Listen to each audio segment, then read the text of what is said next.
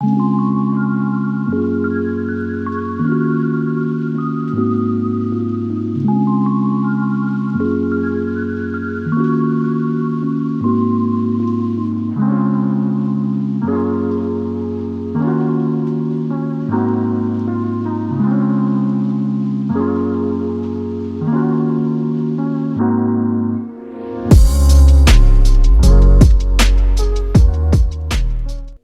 Kepler's journey began, there was a lot of hype and pressure pushed upon them from everyone on all sides. Mnet hailed them as their new crown jewels, set and ready to pick up where their predecessors' Eyes One left off. Wat Da Da was a moderate hit and one of the most memorable songs released in 2022, though the public perception of the song was split at the time and kinda still is. Some liked it for its quirky amalgamation of genres with its wacky sound and cosmic-inspired concept, and others felt that the song was a little too noisy, messy, and disjointed. I am somewhat lukewarm on the song. It was fine for a few listens after its original release, but I quickly fell out of listening to it as Kepler aged, and I found myself drawn to some of their other songs. Now, as someone who gravitates to B-sides much more than title tracks, my opinion on this matter likely isn't one that many will share, but here it goes. Kepler has some darn good B-sides that are often ignored because of their title tracks, and it's unfortunate, because I feel that Wake One's habit of choosing title tracks that could easily be replaced with B-sides has somewhat hindered Kepler's growth. Now, am I saying that Kepler is struggling to sell albums and win music show trophies? No, but I do think that Kepler could be a much bigger group if certain missteps hadn't been taken with their careers. Nevertheless, Kepler is still very much a relatively successful group, and there's no shame in the fact that they aren't on the same level as groups like IVE or LE SSERAFIM. Anyone saying that they flopped is clearly only looking at the situation from a surface level perspective. This massive explosion of album sales over the last couple of years has somewhat deluded some K-pop stans into believing that if a group isn't selling millions of albums, then they're failures. And I simply do not agree with this. My personal metric for success for any group, especially a girl group, is that they are able to sell enough albums to justify funding a profitable tour. If a group has enough recognition to sell out a small venue of, say, only 4,000, then I'd say that they should be pretty proud of themselves. As Kepler has aged in the industry, and with their time as a group possibly extending beyond that initial June 2024 deadline, I've wanted to explore the general consensus of some that believe that Kepler has failed. So let's take a brief look at their title tracks and albums and attempt to answer the question: have they failed? And what, if anything, went wrong here? Let's also briefly discuss what their future looks like from here on if that contract extension comes through. Since we've already mentioned Wat Da Da, let's pick up from there and talk about their first comeback, the follow-up to Wat Da Da.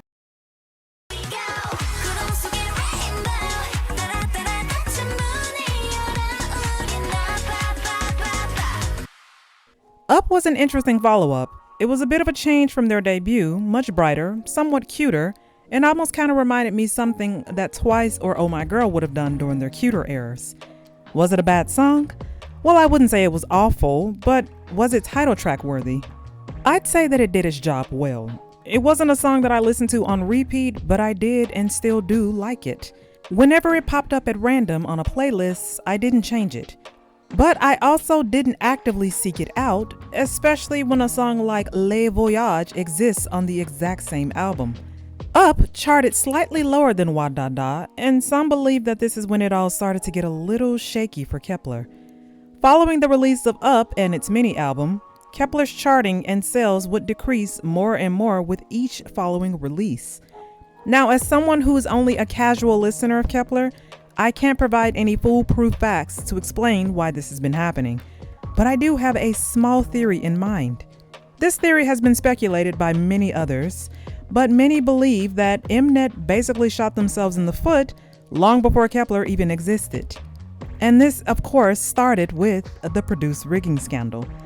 Now, we're not going to go into this scandal because it would take way too long to even talk about, but after all of the drama surrounding the fallout of it, many people were wondering how the hell Mnet even had the audacity to even attempt another survival show. especially one that pretty much took Produce 101 and slapped a new name on it. Maybe they thought that rebranding the series would somehow wipe everyone's memories clean of the scandal, and Kepler will get to thrive in peace without the worry of naysayers at their back whispering. But I'm not so sure that anyone will ever truly trust Mnet with another reality show again. Let me start by saying that yes, I know that Girls Planet 999 and the Produce series are not the same thing, but they both hail from Mnet and pretty much share the same concept. Even though Girls Planet 999 had some decent enough viewership numbers, I'm not sure if it's managed to have as much of a cultural impact for Kepler as the Produce series did for IZ*ONE and IOI. Now, I'm only speaking on this for girl groups. Their latest season with Boys Planet for Zero Base One seems to have been quite lucrative for Mnet and Wake1, and I have no idea what the Produce series did for the male idols that appeared, or how their careers turned out afterwards. But IZ*ONE and IOI were considered legendary groups during their time together. The former members of each group are still reaping the benefits gained from their time there, even now that they've all gone their separate ways to other groups and solo activities. Can any of us look at Kepler as a group and say that they've also gained the same kind of brand recognition to carry onward to success following disbandment? Now, as always, I need to drop the usual disclaimer.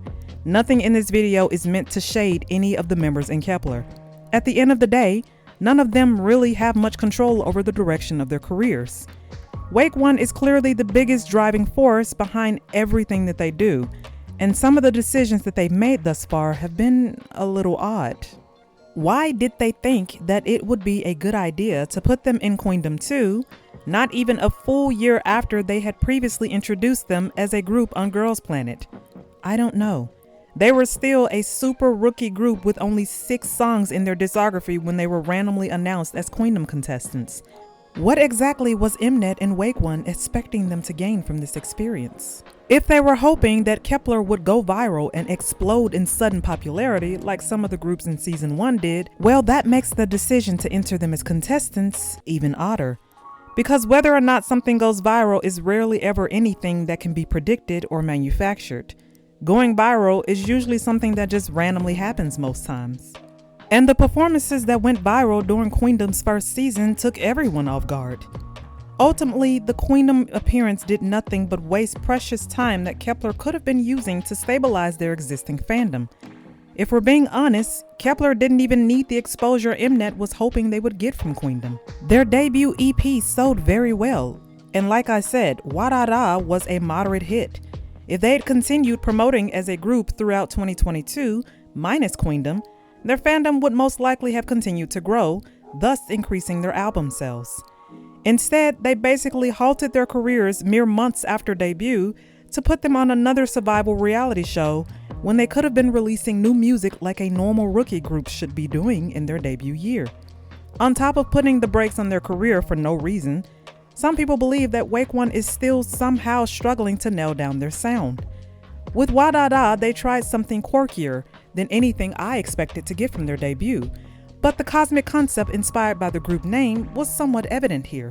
With Up, they tried something more upbeat and less cosmic. With We Fresh, well, I honestly have no idea what they were trying to do here. We Fresh was even more polarizing than Wadada. It almost felt like it was trying to be a fusion of both Wadada with its edgier, chaotic sound and Up with its brighter, cuter vibes. What they ultimately ended up creating was a song that wasn't sure what it wanted to be and who it was trying to appeal to. Is Kepler high teen? Are they cute? Are they aiming for some kind of badass princess concept? That could work if Wake1 were to fully commit to it. But I'm not sure if Wake1 has ever managed to answer these questions yet, even now so close to the possible end of their contracts. Giddy was a more subtle shade of cute and a serviceable title track that was quite fun and catchy.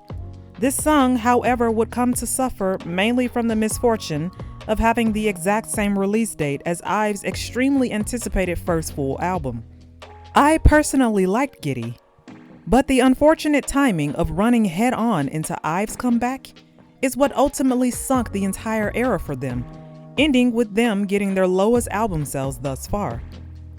Here, I guess we can't completely blame Wake One. Some have said that they were stupid for choosing to come back on the same day as IVE, and if we're being honest, it's nearly impossible for any company to pick a release date if their intention is to keep from being overshadowed by another group. Comebacks usually take months to prepare for. No company can predict when another group is going to announce a comeback date.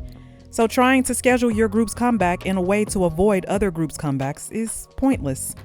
What if Kepler had announced their comeback date first, and then IVE randomly decided to announce after them, long after Kepler's team had already finalized everything for their comeback?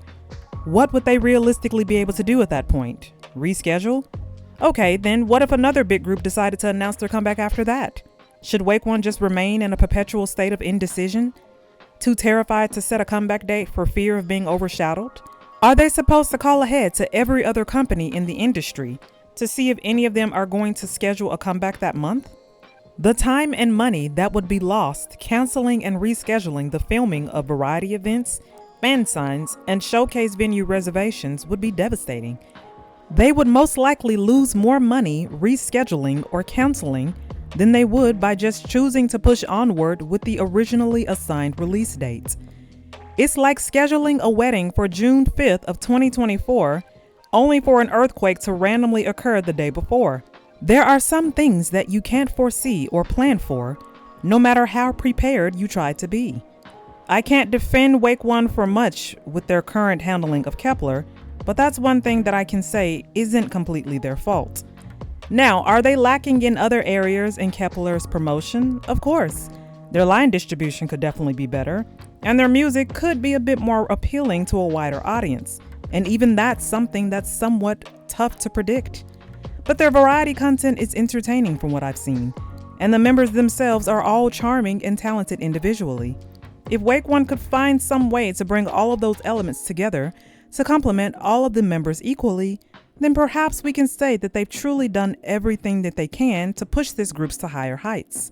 With there being possible talks of extending Kepler's contracts, perhaps Wake One might finally be ready to go a little harder and possibly reconceptualize Kepler altogether.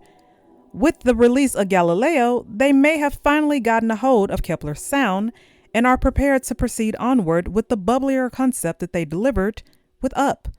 Of course, only time will tell.